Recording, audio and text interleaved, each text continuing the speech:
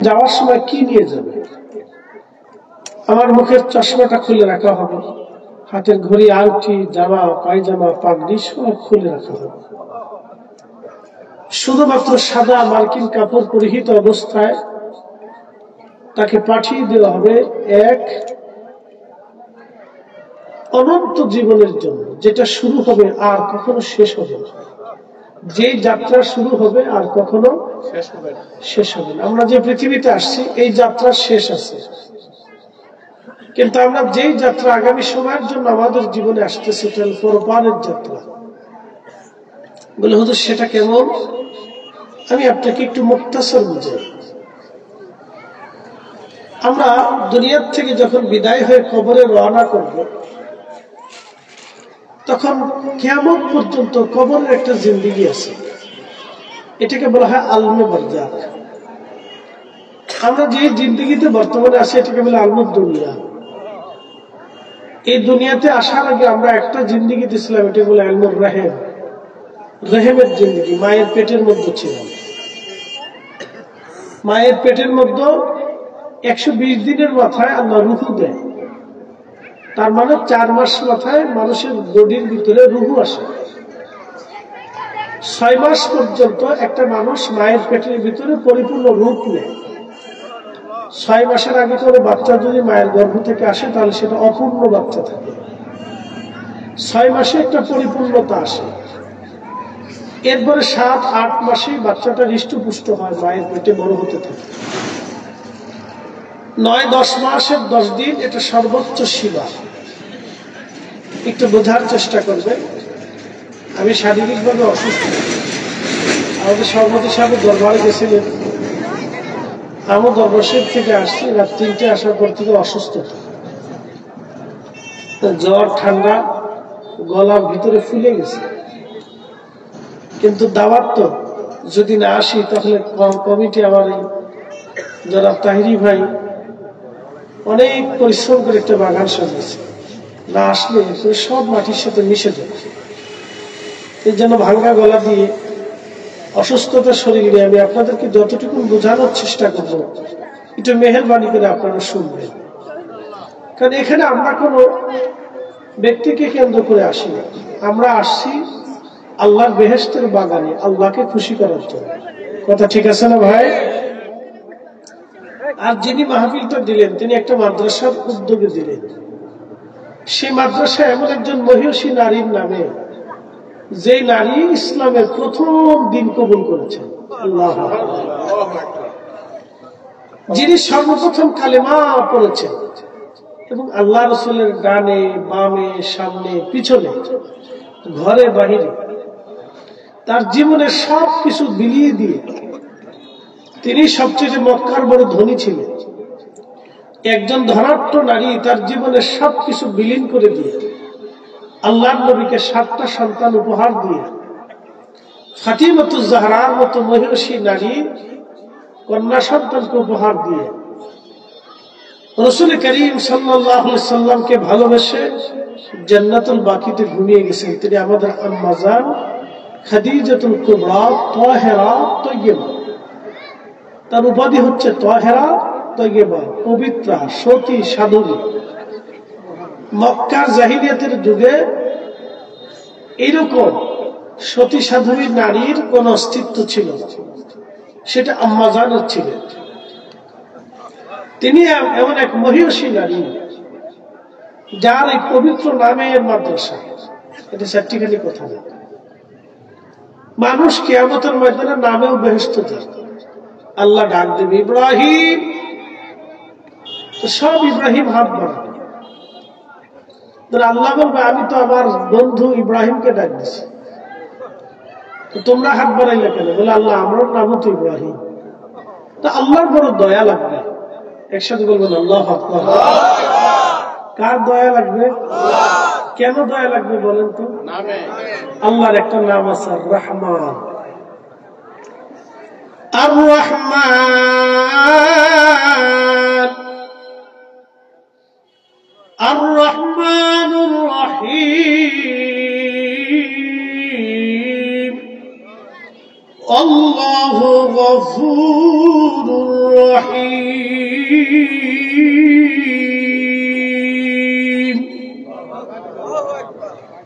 মূলত দয়াবান কে? আল্লাহ।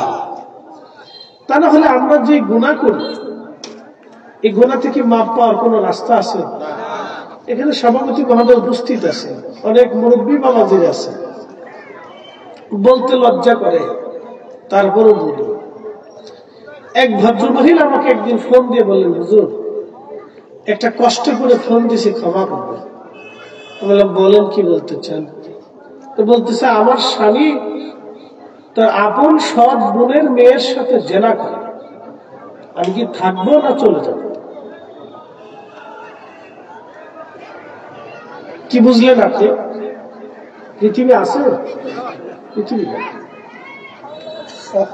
পৃথিবীর কত নিকৃষ্ট কাজ মানুষ করে, তার হিসাব কষে দিতে পারবে। আকাশ থেকে পাথর পড়ার কথা ছিল, কি কথা ঠিক আছে না ভাই? আকাশ থেকে বৃষ্টির বদলে পাথর আসার কথা ছিল, আকাশ থেকে বৃষ্টির বদলতে পাথর আসার কথা ছিল।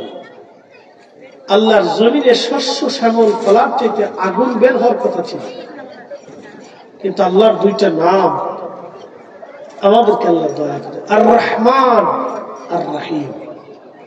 মানুষ যে পরিমাণে নিকৃষ্ট কাজ করে, এটা ভাষায় প্রকাশ করার মতো।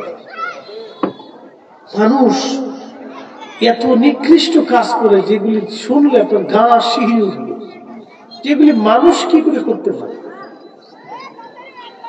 এই কাজগুলি মানুষ কি করে করতে পারে, সেই কাজ মানুষে করে। সুলাইমান আলাইহিস সালামের জমানাতে বৃষ্টি নেই, তো বৃষ্টির অভাবে উম্মত এসে বলল, ইয়া ওগো নবী, বৃষ্টির অভাবে আমাদের খুব কষ্ট হচ্ছে, তা আপনি একটু দোয়া করে দেন। সুলাইমান আলাইহিস সালাম বর্তমান যে ফিলিস্তিন দেখতেছেন, এটা ছিল ওনার রাজধানী। তো ফিলিস্তিনিদেরকে বললেন, তাহলে তোমরা আসো, আমরা নামাজে দাঁড়াই, সলাতুল ইস্তিসকা পড়ি, দেখি আল্লাহ বৃষ্টি দেখি। তো দিন তারিখ নির্দিষ্ট করে সবাইকে নিয়ে রওনা করছে। তো ধরেন এরকম বিরাট একটা মাঠের মধ্যে আসবে, তো এমন সময় সুলাইমান আলাইহিস সালাম দেখে একটা ব্যাঙ তার দুই পায়ের উপরে ভর দিয়ে তার সামনের দুইটা হাত আল্লাহর দরবারে বাড়াইয়া কান দেওয়ার বলে, আল্লাহ তুমি আমাদেরকে মাখলুক বানাইছো, পানি ছাড়া চলতে পারি না, তুমি সৃষ্টি করছো। আল্লাহ বহুদিন বৃষ্টি হয় না, পানির বড় অভাব, আল্লাহ তুমি বৃষ্টি দাও, আল্লাহ তুমি বৃষ্টি দাও, আল্লাহ তুমি বৃষ্টি দাও। এইভাবে ব্যাঙ তার শব্দ করে করে আমরা শুনি, ঘরাত ঘরাত ঘরাত ঘরাত শব্দ হয়। আসলে ঘরাত ঘরাত শব্দ করে না, সে আল্লাহকে ডাকতে থাকে। একসাথে বলবেন আল্লাহু আকবার। কি মনে হয় মোরগ যখন রাত 3টার সময় ডাক দেয়, মোরগের 3টার সময় কেন ডাক দেবে? কিন্তু মোরগের গায়ে কি কাম করছে? মোরগের রাত 3টার সময় কেন ডাক দেয়? মোরগের 3টার সময় আজান দেয়, আল্লাহকে ডাক দেয়, কিন্তু মানুষ তখন ঘুমায়। পাখিরা ঠিক রাত 3টে বাজার সময় দেখবেন কিচির মিচির করে। রাত 3টার সময় পাখি কেন কিচির মিচির করবে বলেন তো? পাখির তো সময় কোনো কাজ নেই। সূর্য ওঠার পরে পাখি বের হবে, খাওয়া দাওয়া করবে, সেই সময় কিচির মিচির করলে একটা কথা থাকে। কিন্তু রাত 3টার সময় কেন পাখি কিচির মিচির করবে? পাখি কিচির মিচির করে না, পাখি আল্লাহকে ডাকতে থাকে। নদীতে যখন ব্যাঙ ডাকে, তখন বুঝবেন ব্যাঙ ডাকে পানির জন্য ডাকে। ব্যাঙ তো ডাকাডাকির কোনো দরকার নাই, ব্যাঙ ডাকবে কি জন্য? ব্যাঙের ডাকার অর্থ কি হতে পারে? ব্যাঙ আল্লাহকে ডাকে। বৃষ্টি হওয়ার পরে ব্যাঙ ডাকে, বলে বৃষ্টি হওয়ার পরে ব্যাঙ কেন ডাকে? বলছে বৃষ্টি হওয়ার পরে ব্যাঙ আল্লাহ শুকরিয়া করে, আলহামদুলিল্লাহ পানি দিছে আল্লাহ, শুকরিয়া করি তোমার। একসাথে বলবেন আল্লাহু আকবার। তা আমাদেরকে খাবার দেয় কি? খাবার দেওয়ার পরে আমরা কেন মসজিদে যাই না? এখন প্রশ্ন হলো, কথা ঠিক আছে না ভাই? আমরা কেন মসজিদে যাব না? সামনে মাহে রমজান আসতেছে, আমরা কেন রোজা রাখবো না বলেন? আমার খাবার আপনার খাবার, সৃষ্টির সবার খাবার যিনি দিলেন, আকাশের সূর্যের আলো দিলেন, জমিনে বৃষ্টি দিলেন, জমিনকে শস্য শ্যামল দিয়ে সিক্ত করলেন, নানান রকমের ফল মূল নদীর মাছ দিয়ে আমাদের কলিজা আল্লাহ ঠান্ডা করলেন, সন্তান দিলেন, স্ত্রী দিলেন, সংসার করলেন, জীবন গড়লেন, কত সুন্দর জীবন আল্লাহ দিল, স্বাস্থ্য দিল, ত্বক দিল, সুস্থ দিল, অসুস্থতা দিল, আল্লাহ সব দিল আপনাকে। দেওয়ার পরেও রমজান আসলে রোজা রাখলেন না, আজান হলো নামাজ পড়লেন না। তাহলে আপনি বলেন, আপনি ব্যাঙের চাইতেও কি উৎকৃষ্ট হতে পারছেন? পারেন না। একটা কুকুর 10 বছর খাবার দিতে হবে না, আপনি 10 দিন তাকে খাবার দিবেন। লাঠি চাবর যাই বলে না, ঘুরে ফিরে আপনার কাছে আবার আসে, কারণ আপনার মালিক সে, আপনি তার মালিক। লাঠি দিলেও মালিকের কাছে ফিরে চলে আসে, কারণ কুকুর আপনার প্রতি অনুরক্ত, কুকুর আপনার প্রতি অনুরক্ত। সে কৃতজ্ঞ যে আপনি আমার মালিক, পচা গোলা যাই দেন খাবার তো দেন, লাঠি চাবর যাই দেন খাবারই আমাকে দেন। তো 2 বেলার পচা গোলা খাবার যদি একটা কুকুর নাফরমানি না করে, 60 বছরের জীবনে আল্লাহ আপনাকে কত কিছু খাওয়ানোর পরেও আপনি আল্লাহর সাথে নাফরমানি করেন। কি কথা ঠিক আছে না ভাই? এটা আমাদেরকে বুঝতে হবে। এগুলি অনেক সময় ফিকির করতে হয়, চিন্তা করতে হয়, আমি কেন আল্লাহর সাথে নাফরমানি করব?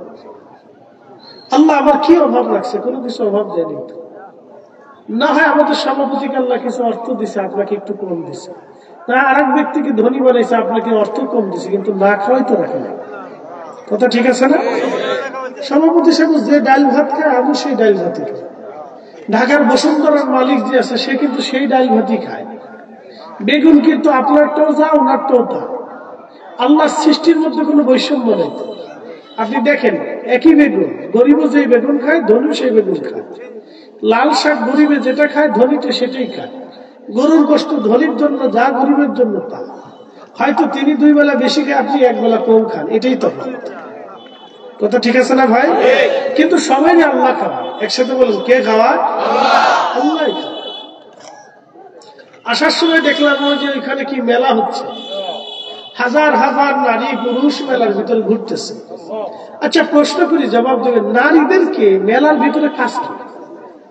আমার প্রশ্ন, আমাদের মা বোনদের মেলার ভিতরে কি কাজ? বলে কেনাকাটা। কেনাকাটা কি আপনাদের দেশের বাজার ঘাট নাই যে মেলার ভিতরে ঠেলা খাইতে যেতে হবে? মেলা কি কোন উৎকৃষ্ট জায়গা? মেলা তো একটা নিকৃষ্ট জায়গা। যত প্রকারের বেহাইয়া পোলাপান সব মেলার ভিতরে ঢুকে। কি কথা কন না? ঠিক কিনা? যত মেলার ভিতরে দেখবেন সব বেহাইয়া ছেলে পেলে, অধিক ছেলে পেলে, আর 90% ছেলে পেলে, 10% ভালো আছে, ভালো না থাকলে তো জগৎ চলে যায়। তো 90% 80% ছেলে পেলেরা বেহাইয়া। তারা ওই মেলার ভিতরে ঘুরেই মূলত মেয়েদেরকে ডিস্টার্ব করার জন্য। কি কথা ঠিক আছে না ভাই? আমি আমার ছোটকালের অভিজ্ঞতা থেকে বলতেছি, এখন কি আছে আমি জানি না, তবে পরিবর্তন হয়নি।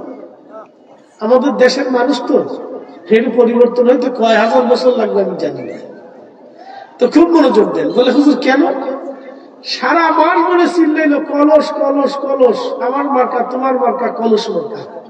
রাত্রিবেলা 500 টাকা দিয়ে ভোটের কেন্দ্রে যায় বদনা মার্কা সিল মেরে দেয়। এরকম বাঙালি। কি কথা কর না? এরা কি বাঙালি? সারা মাস ধরে চিল্লাইছে আমার কলস, তোমার কলস, মার্কা কি কলস, মার্কা কি কলস, কলস ছাড়া আছে কি? কলস নাই, কলস ছাড়া। কি স্লোগান স্লোগান দেয়। 500 টাকা মার করে সকালবেলা বদনা মার্কা মেরে দিচ্ছে। এরা হচ্ছে আমরা বাঙালি। বুঝতে পারছেন? চরিত্র যুগের পর যুগ এই চরিত্র হয়ে আসতেছে। এই চরিত্রের আর পরিবর্তন হলো না। মানুষ এখনো দোকানদার চিন্তা করে পাবলিক কেমনে ঠকাবো, পাবলিক চিন্তা করে দোকানদারে কেমনে ঠকাবো। সবাই শুধু চালাক হইতে চায়, কিন্তু কেউ বলদ হতে চায় না। কিন্তু আপনি যদি একটু সাদা সিধা হইতে পারেন, তাহলে কনফার্ম বেহেশত। আপনি ঠকাবেন না, ঠকবেন না, ঠকাবেন না, ঠকবেন না, মারবেন না, মার খাবেন না, চুরি করবেন না, চোর হবেন না, সাদা সিধে জীবন যাপন করে কবরে চলে যাবে। তো খুব মনোযোগ দেন। হাসতে হাসতে অনেক কথা বলে ফেলছে। প্রিয় উপস্থিতি, আমাদের তো উচিত আল্লাহ তার রাসূলের আইন অনুযায়ী নিজের জীবনকে গঠন করা। কথা বলে ঠিক কিনা? প্রিয় উপস্থিতি ভাই আমার, খুব মনোযোগ দিয়ে। তো ব্যাগ হাত বাড়া কাঁদে, আল্লাহ বৃষ্টি দাও। সুলাইমান আলাইহিস সালাম ডাক দিয়ে বলে, উম্মত ফিরে চলো। বলে হুজুর সালাতুল ইস্তিসকা পড়বেন না? বলেন না। কারণ কি? বলে আমি দেখতেছি ব্যাং 2 হাত বাড়ায় আল্লাহর কাছে বৃষ্টি কামনা করতেছে, কান্নাকাটি করতেছে। ব্যাঙের দোয়া আল্লাহ কবুল করে নিচ্ছে। একসাথে বলুন আল্লাহু আকবার। কার দোয়া কবুল হইল? একসাথে বলুন কার দোয়া? ব্যাঙের দোয়া কবুল হয়ে গেছে। তার অর্থ হলো এই হাদিস থেকে বোঝা যায় যে মাখলুকের দোয়া আল্লাহ কবুল করে দেয়। কথা ঠিক আছে কিনা? তাহলে ব্যাঙের দোয়া যদি কবুল হয় তো মাছের দোয়া কবুল হয়, মাছের দোয়া যদি কবুল হয় তো গরু ছাগলের দোয়াও কবুল হয়ে যায়। এই জন্য অন্যায় ভাবে গরু পিটাবেন না, ছাগল মারবেন না, কুকুর মারবেন না, কষ্ট দিবেন না প্রাণীগুলিকে। আল্লাহর নবী বললেন এক মহিলা নামাজি ছিল, সহিহ বুখারীতে হাদিস আছে। সে তার বাড়ির একটা বিড়াল ছিল, বিড়াল ছানারে খাবার দিত না, বেঁধে রাখত। তো খাবার না দিতে দিতে দিতে দিতে ক্ষুধার্ত অবস্থায় বিড়ালটা মারা গেল। তো সারা জীবনের আমলটা জলাঞ্জলি হয়ে এই মহিলাকে আল্লাহ জাহান্নামী বানাই দিলেন শুধু আল্লাহর এক মাখলুককে কষ্ট দেওয়ার জন্য।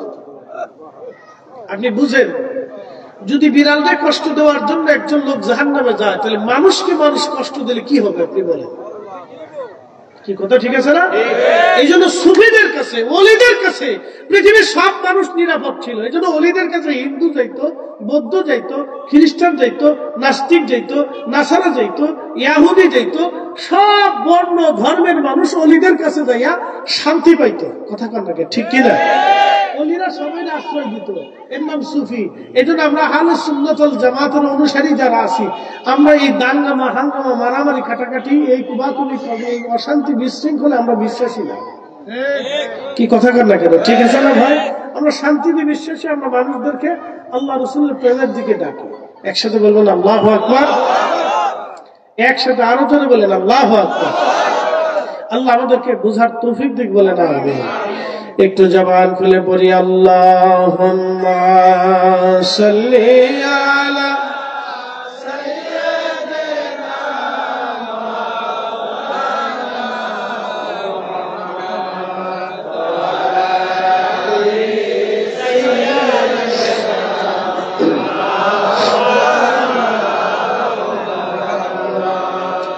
সামনে রোজা আসতেছে না?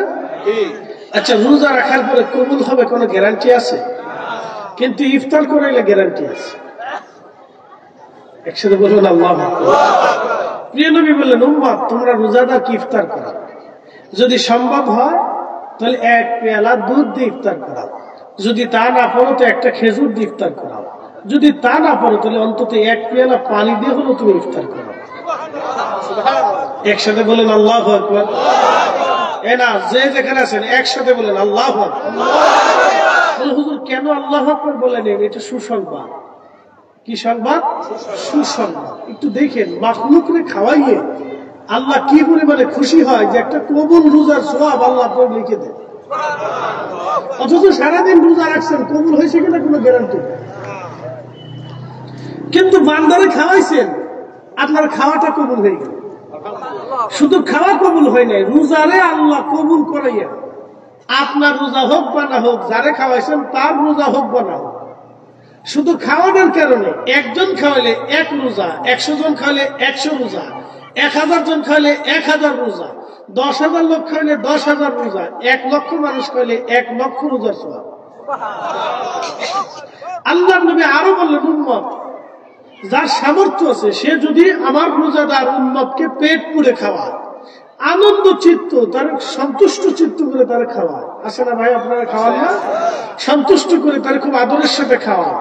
তা আল্লাহর নবী বললেন, তাহলে তোমরা একটা গ্যারান্টি নিয়ে যাও, আমি রাসূল তোমাকে ওয়াদা করলাম, তুমি আমার উম্মত রোজাদার উম্মতকে যদি পেট পুড়ে তুমি যদি তাকে মহব্বত করে খাওয়াইতে পারো, তাহলে আমি রাসূল তোমাকে গ্যারান্টি দিলাম, হাসরের ময়দানে আমি তোমাকে হাউজে কাউসারের পানি পান করাই দেব। আসতে হয়ে গেল না? জোরে বলেন। কিসের পানি? হাউজে কাউসারের পানি ছাড়া হাসরে কোনো পানি থাকবে। আর ওই পানির কাছে যাইতে হলে আপনাকে অবশ্যই নবীজির সিল মোহর নিয়ে যেতে হবে। নবীর ইজাজত ছাড়া, সন্তুষ্টি ছাড়া ওই পানির কাছে যাওয়ার কোনো সুযোগ। তার বলে আপনি চিন্তা করেন যে রোজাদারকে খাওয়ানোর বরকত কত। আর আমাদের দেশের ভাই সাহেবরা খালি ফতোয়া মারতেছে যে এটা বেদাত, বেদাত খাওয়াও না, বেদাত আমরা মিলাদের পরে খাওয়াইলে বেদাত, ফাতিহার পরে খাওয়াইলে বেদাত, মাহফিলের পরে খাওয়াইলে বেদাত, মিলাদুন নবীর মাহফিলে তাবারক করলে সিন্নির লোভে যায়। এরা জিলাফির আশেক, এরা নবীর আশেক না, আমরা জিলাফির আশেক বলেছে। নিজে খাওয়াইতে পারো না সেই ব্যাপারে ফতোয়া নাই, আর আমরা খাওয়াইলে তখন ফতোয়া দাও। তার মানে বোঝা গেল এগুলি শয়তানি ছাড়া অন্য কিছু না। কথা বলেন ঠিক কিনা? কথা ক্লিয়ার না ভেজাল আছে? একবার ক্লিয়ার কথা। আপনাকে শুধু একটা বরকত শোনাইলাম যে মানুষকে খাওয়ানোর একটা বরকত শুনে যান। বিড়ালকে খাবার না দেওয়ার কারণে, বিড়ালকে খাবার না দেওয়ার কারণে মহিলা নামাজ থাকা সত্ত্বেও জাহান্নামে। কুত্তারে পানি পান করাইল, ওই হাদিসের পরের অংশে নবী বললেন, আমার উম্মত আরো শোনো, এক পতিতা নারী সারা জীবন টাকার বিনিময়ে জেনা করছে। আপনি বলেন তো, কোন মুরব্বীকে যদি বলি, মুরব্বী চাচা আপনার ছেলেটাকে বিয়ে দিবেন, বলে হ্যাঁ দেবো, উপযুক্ত ছেলে বিয়ে দিতে হবে। মেয়ে আসে, একটা ভালো মেয়ে, বড় সুন্দরী, চমৎকার সুন্দর চেহারার অধিকারী, আচরণ খুব সুন্দর, কথাও খুব চমৎকার, শিক্ষিত অনেক, মাশাআল্লাহ গঠন কাঠামো, চেহারা ভালো, ইংরেজিতে কথা বলে, চাকরিও খুব সুন্দর। বলে কি করে? বলে পতিতাবৃত্তি করে। কোন বাবা তার ছেলেরে এই মেয়ের সাথে বিয়ে দিবে? তার সংসারে এই মেয়ে আনবে? আনবে। তার অর্থ হচ্ছে যে টাকার বিনিময়ে দেহ ব্যবসা করে কত পুরুষের শয্যাশায়ী হয়েছে তার কোন হিসাব নেই। কত পুরুষের শয্যাশায়ী হয়েছে তার কোন হিসাব নেই। উৎকৃষ্ট, নিকৃষ্ট, আধা গাদা, আন্দা গান্দা পচা নিকৃষ্ট পুরুষের শয্যাশায়ী সে হয়েছে টাকার বিনিময়ে। তার খাবার হারাম, তার দেহ হারাম, তার রক্ত হারাম, তার পানীয় হারাম, তার বস্ত্র হারাম, সব হারাম, নিকৃষ্ট। কিন্তু এক পতিতা নারী তার সবকিছু নিকৃষ্ট হওয়ার পরেও সে কাস্টমারের জন্য দাঁড়িয়ে রয়েছে। তো দেখে কুকুর পানির তৃষ্ণায় জিহ্বা লালিয়ে হাঁপিয়ে হাঁপিয়ে হাঁপিয়ে হাঁপিয়ে যাচ্ছে। তো পতিতা নারীর অন্তরে দয়া লাগে, খুব ভালো করে বুঝে যাবে। পতিতা নারীর অন্তরে দয়া লাগে। তো দয়া লাগার পরে সে চিন্তা করলো, আহা, একটা কুকুর পানির তৃষ্ণায় তার বড় কষ্ট হচ্ছে। এই পতিতা নারী তার পায়ের চামড়ার মোজাটার সাথে রশি দিয়ে বেঁধে কুয়ার ভিতর থেকে পানি উঠাইয়া কুকুরকে পানি পান করাল। কুকুরের অন্তর তৃষ্ণ হলো। কুকুরটাকে তার ভিতরেও নাপাক, বাইরেও নাপাক। এই পাত্রে যদি কুকুর মুখ দেয় তাহলে অন্তত 7 বার মাটি দিয়ে ধৌত করতে হবে, সাবান দিয়ে ধুলে হবে না, ভীম পাউডার দিয়ে ধুলে হবে না, আপনি দামি স্যাভলন দিয়ে ধুলে হবে না, আপনাকে মাটি দিয়ে ধুতে হবে। কি দিয়া? কি দিয়া? কি দিয়া? মাটি ছাড়া পরিষ্কার হবে না। তাহলে কুত্তার বিষ্ঠা, কুত্তার লালা কত নিকৃষ্ট একটু চিন্তা করে। সেই কুকুরকে পানি পান করাইল, কিন্তু কুকুর লালা অপবিত্র, কিন্তু সৃষ্টিকার সৃষ্টিকার আল্লাহ সৃষ্টি করছে। সৃষ্টি তো আল্লাহ, আল্লাহ তো আমাদের জন্য সৃষ্টি করছে। একটা কুকুরকে পানি পান করানোর জন্য আল্লাহর নবী বললেন আল্লাহর বড় দয়া লাগলো। আল্লাহ তার সারা জীবনের নাপাকি, সারাবি, খারামি, জেনা, হারামির কাজ সব গুনাহকে আল্লাহ মাফ করে দিয়ে পতিতা নারীকে আল্লাহ বেহেশতি বানিয়ে দিলেন। আসতে হয়ে গেল না? জোরে বলবেন। মাফ করলো কে? এখন যদি প্রশ্ন করে যে আল্লাহ তুমি কে মাফ করলে, কোন প্রশ্ন হবে না। যিনি সৃষ্টি করছেন তিনি মাফ করে দিচ্ছেন। আমাদের কোন কৈফিয়ত নেই, কোন প্রশ্ন করার অধিকার আমাদের। দয়া কার? দয়া কার? দয়া কার? তো প্রতিটা নারী কুত্তারে পানি পান করে যদি বেহেশত যাইতে পারে, তাহলে আপনি মাদ্রাসার একটা তলবে এলেমে খাওয়াইয়া কি আপনার জান্নাতের আশা করতে পারেন না? মিলাদের মাহফিলে আল্লাহর বান্দাদেরকে মেহমানদের করে খাওয়াইয়া কি আপনি জান্নাতের আশা করতে পারেন না? ওনাদের চোখে খালি বেদাত মনে হয়। কি কথা কন না কেন? ওনাদের চোখে খালি বেদাত বেদাত মনে হয়। বড় মুশকিল। চশমা হয়ে গেছে কালা, এই জন্য দুনিয়া কালা দেখা যায়। চশমা হয়েছে লাল, তো দুনিয়া লাল দেখা যায়। চশমা হয়ে গেছে বেদাতের চশমা, এই জন্য যেদিকে তাকে খালি বেদাতি চোখে দেখে। কথা কন না কেন? বড় মুশকিলের ভিতরে পড়ে গেছে। অনেক বড় মুশকিলের ভিতরে পড়ে গেছি, সহজে বুঝাই। এই জন্য আমি জীবনে কোনোদিন কোনো ভিখারিকে আমার দরজা থেকে তাড়াই না, আমি আমার দরজা থেকে কোনো ক্ষুধার্তকে তাড়াই না। আল্লাহর নবী বলেন কিয়ামতের ময়দানে, তাকাসুরের তাফসীরের ভিতরে আসছে, নবীজি বললেন সাহাবীরা তোমরা জানো কিয়ামতের ময়দানে নিকৃষ্ট কে হবে? নিকৃষ্ট, একেবারে নিকৃষ্ট আল্লাহর কাছে। সাহাবায়ে কেরাম জবাব দিল আল্লাহু ওয়া রাসূলুহু আ'লাম, আল্লাহ জানে, নবী জানে, আল্লাহ জানে, নবী জানে। একসাথে বলবো না মারহাবা? কে জানে? আল্লাহ। তারপরে একসাথে বলেন কে জানে? আল্লাহ। তারপরে কে জানে? কে জানে? আল্লাহ জানে। তারপরে আমাদের নবী জানে। একসাথে বলেন মারহাবা। আমরা যখন বলি নবী জানে তখন আমরা বেদাতি। কি কথা ঠিক আছে না ভাই? অথচ 1,25,000 সাহাবী, আল্লাহু ওয়া রাসূলুহু আ'লাম, 1,25,000 সাহাবী সবাই বলতো আল্লাহ জানে, নবী জানে। কোন সাহাবী শিরকি হলো না, বেদাতি হইল না। আমরা সুন্নিরা তাদের কাছে বেদাতি হয়ে গেছি। কি আশ্চর্য, পাগলের পোলাপ। আমরা বেদাতি বলে আমরা ধর্মকর্ম কিছু বুঝি না, আমরা দিন ধর্ম কিচ্ছু জানি না, আমরা শরীয়ত সম্পর্কে অজ্ঞ, শিরক বিদআত কিছু বুঝি সুঝি না, যত সব খালি আমরা বুঝি। ইয়া রাব্বি, আল্লাহ জাতি থেকে আমাদেরকে হেফাজত করুক আর ভাইদেরকে হেদায়েত করুক। সকলে বলে না আমিন। আমরা তাদেরকে গালি দিতে পারবো না, দোয়া করতে পারবো। কথা ঠিক আছে না ভাই? আমরা আমাদের ভাইদের জন্য কি করি? দোয়া করি।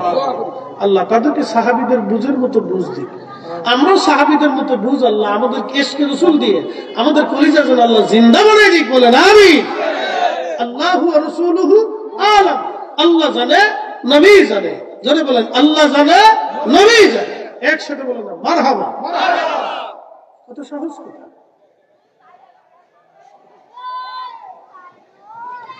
প্রিয় উপস্থিতি,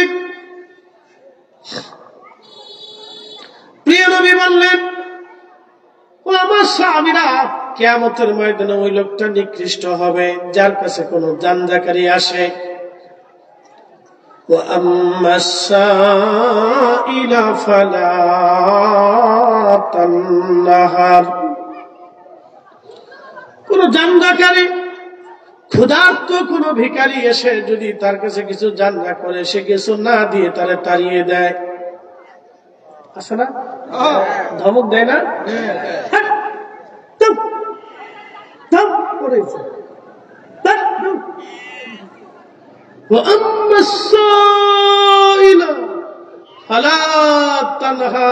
আল্লাহ বলেন আমার বান্দারা সাবধান, তোমরা কখনো সাহেলকে, ঝঞ্ঝাকারীকে, চাহনে বলাকে, ভিখারিকে ধমক দিও না। ভিখারি কে বানাইছে? বাদশা কে বানায়? রাজত্ব কে দেয়? সিনে কে নেয়? তো এটা পাওয়ার পরেও খুশি হওয়ার কিছু নাই, চলে যাওয়ার পরেও বেজার হওয়ার কিছু নাই। শেষ। প্রিয় উপস্থিতি হাজিরিন, জানজাকারী ভিখারিকে কখনো তাড়াবেন না। নবীজি বলেন উম্মত, কিয়ামতের ময়দানে একদল মানুষ আল্লাহর দরবারে নিকৃষ্ট হবে।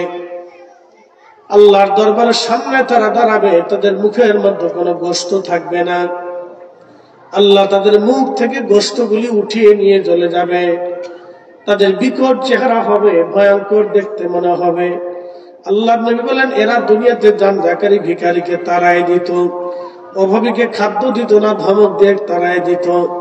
তারা কিয়ামতের ময়দানে নিকৃষ্ট হবে, আল্লাহর দরবারে বড় নিকৃষ্ট হবে। এই জন্য কখনো কোনো ভিখারিকে ধমক দিবেন না, তাড়াবেন না। কখনো কোনো ভিখারিকে তাড়াবেন না। সম্ভব হলে বিনয়ের সাথে তাকে না করে দিবেন। যদি না দেন তো বিনয় বলবেন বাবাজি আল্লাহর রাস্তায় এখন মাফ করে দেন। বিনয়ের সাথে বললেন মা খালা আল্লাহর রাস্তায় মাফ করে দেন। বিনয়ে তাড়িয়ে দিবেন, ধমক দিবেন। ও আম্মাস সাইলা ফালা তানহার, হাবিব আমার বন্ধুগো, আপনি উম্মতকে শিখিয়ে দেন তারা যেন সাহেলকে ধমক না দেয়, ভিখারিকে না তাড়ায় দেয়। প্রিয় উপস্থিতি হাজিরিন, আমি এক মুক্তাসার আপনাদের সামনে অনেক গুরুত্বপূর্ণ কথাগুলি আপনাদের সামনে তুলে ধরলাম। বলে কারণ কি, এই কথাগুলি বুঝের কথা, যেগুলি বুঝলে নিলে মানলে আমাদের জীবনে কাজে লাগবে। কারণ আমরা একদিন আল্লাহর দরবারে প্রত্যাবর্তন করব, আমরা আল্লাহর কাছে ফিরে চলে যাব। দুনিয়াতে থাকার আর কোনো সুযোগ নাই, অবশ্যই আমরা ফিরে চলে যাব, আল্লাহর দরবারে চলে যাব। থাকতে পারবো না, থাকার সুযোগ নাই, কখনো সুযোগ নাই। আগে যারা ছিল সব মাটির নিচে চলে গেল, আমরাও মাটির নিচে চলে যাব। আবার আমাদের রব মাটির ভিতর থেকে আমাদেরকে আবার উঠাবে। ওয়াইদাল কুবুরু বুসিরাত, কবর উদ্বেলিত হবে। কবর থেকে মানুষ উঠে উঠে দৌড়ে হাসরের ময়দানের দিকে দৌড়াইতে থাকবে। এমন ভাবে তারা দৌড়াবে, আল্লাহ বলেন ওয়ায়াকুনুন নাসু কাল ফারাশিল মাবসুস ওয়া তাকুনুল জিবালু কাল ইহনিল মানফুস। আমার রব বললেন, সেই দিন বিক্ষিপ্ত পতঙ্গের মতো মানুষগুলি দৌড়াইতে থাকবে। বিক্ষিপ্ত পতঙ্গরা যেভাবে একজন আর একটা দৌড়াইতে থাকে, পালাইতে থাকে, ওইভাবে কিয়ামতের ময়দানে মানুষগুলি দৌড়াইতে থাকবে। তিন জায়গা ছেলে মেয়েকে ভুলে যাবে, মেয়ে ছেলেকে বলবে, সন্তান বাবাকে বলবে, বাবা সন্তান বলে যাবে, মা বেটাকে বলবে, বেটা মাকে বলে যাবে, স্বামী স্ত্রীকে বলবে, স্ত্রী স্বামীকে বলে যাবে। তিন জায়গা।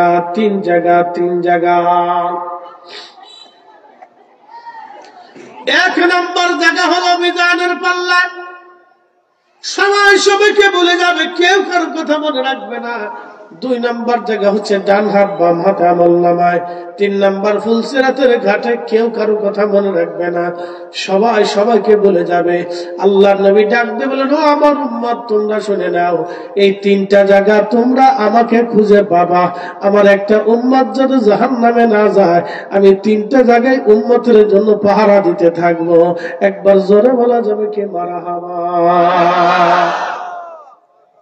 এই তিন জায়গায় আমাদের নবী পাওয়া যাবে, কথা বলেন ঠিক কিনা? এই তিনটা জায়গায় আমাদের রসুলকে পাওয়া যাবে। এই তিনটা জায়গায় আল্লাহ রসুলকে পাওয়া যাবে, তিনটা জায়গায় পাওয়া যাবে। তাহলে এখন ওই নবীকে খুশি করার দরকার আছে না? এখন খুশি করতে হলে বসে বসে বিড়ি খাইতে হবে।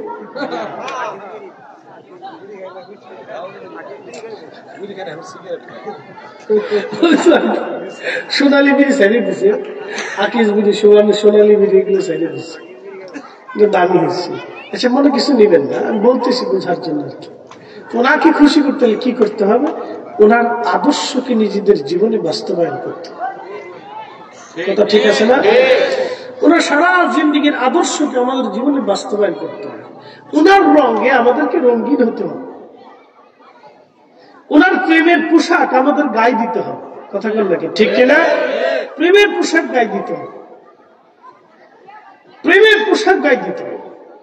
ওনার রঙে আমাদেরকে রঙিন হতে হবে, ওনার মহাব্বতের পোশাক আমাদেরকে গায়ে দিতে হবে। তাহলে আমরা সাকসেস হতে পারি। তাহলে কিয়ামতের ময়দানে কোনো পেরেশানি নেই। ফুলসিরাতে দাঁড়াবেন, ভয় নাই, রাসূল দাঁড়িয়ে যাবে। মিজানে দাঁড়াবেন, চিন্তা নাই, আল্লাহর নবী দাঁড়ায় থাকবে। ডান হাতে বাম হাতে আমলনামা আসবে, চিন্তার কারণে এখানে আল্লাহ রাসূল দাঁড়ায় থাকবে। একসাথে বলবেন আল্লাহু আকবার। সাহাবায়ে কেরাম বলি, ইয়া রাসূলুল্লাহ, উম্মত কেমনে চিনবে? অথচ আদম সফিউল্লাহ থেকে ঈসা রুহুল্লাহ পর্যন্ত কোটি কোটি উম্মত কবরে চলে গেছে। এত উম্মতের ভিড়ে আপনার উম্মত কেমনে চিনবে? নবীজি বললেন, তাহলে শোনো, আমার উম্মত ওযু করবে, নামাজ পড়বে, 5 ওয়াক্ত নামাজের আগে ওযু করবে। এই ওযুর চিহ্নগুলি, সেজদার চিহ্নগুলি নূরে চকমক চকমক করতে থাকবে। এটা অন্য কোন উম্মতের ভিতরে থাকবে না। একসাথে বলবেন আল্লাহু আকবার। অন্য কোন উম্মতের ভিতরে না, শুধু আমাদেরকে আল্লাহ দিবে। আমি আমার এই উম্মত দেখে দেখে টেনে টেনে নিয়ে বেহেশতে নিয়ে চলে যাব।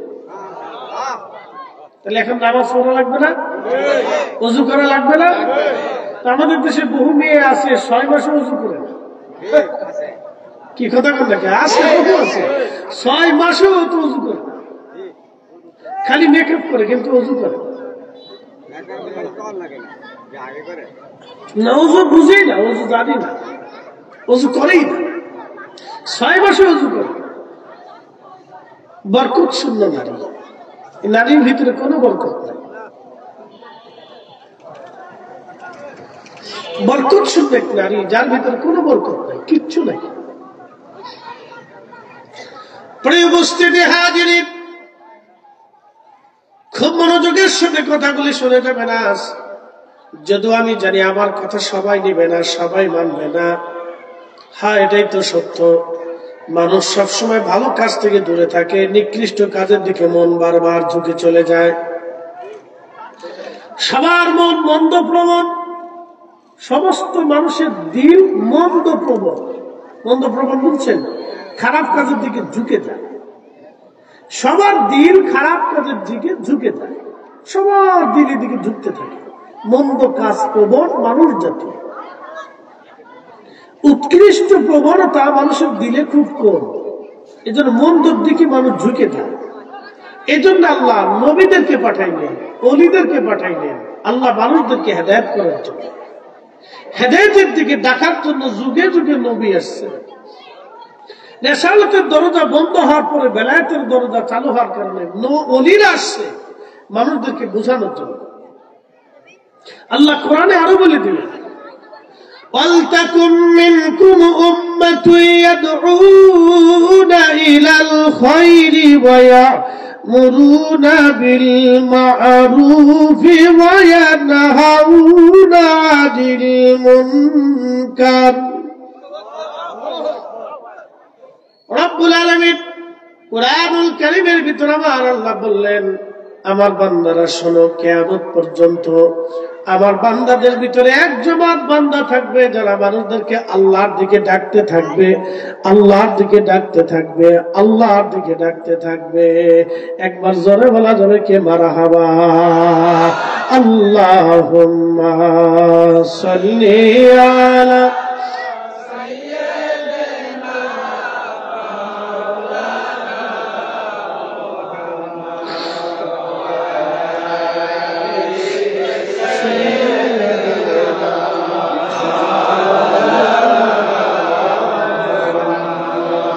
তুমি আল্লাহর প্যারা হাবিব, তোমার তুলনা নাই কেউ আর, তোমার মতো আকাশ ভ্রমণ করেনি কোন পয়গম্বর। আল্লাহুম্মা সাল্লি আলা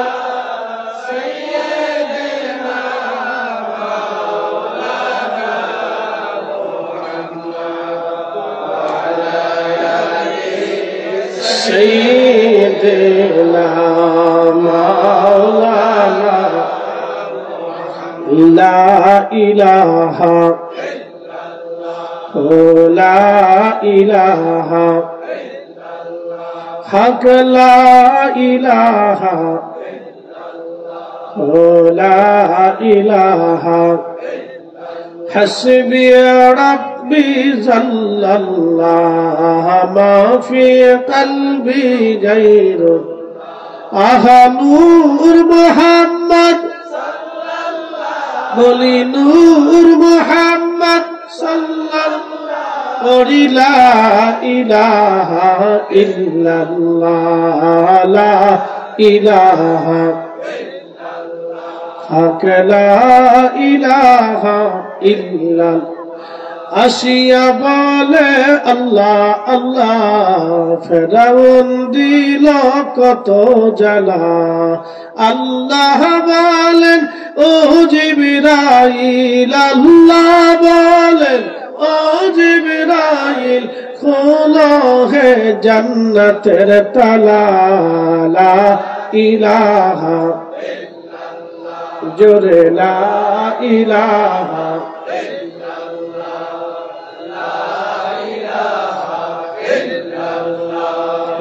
লা ইলাহা লা ইলাহা ইল্লাল্লাহ মুহাম্মাদুর রাসূলুল্লাহ সাল্লাল্লাহু আলাইহি ওয়াসাল্লাম। বন্ধুগণ আমার, বলছিলাম আমরা আল্লাহর কাছে ফিরে চলে যাব, ওয়া ইন্না ইলাইহি রাজিউন, আমরা আল্লাহর দরবারে ফিরে চলে যাব, কখনো আর ফিরে আসার কোনো আর সুযোগ নাই। একবার চলে গেলে আর আসার কোনো সুযোগ নাই, এবং একবার চলে গেলে দুনিয়াতে থাকারও আর কোনো সুযোগ নাই।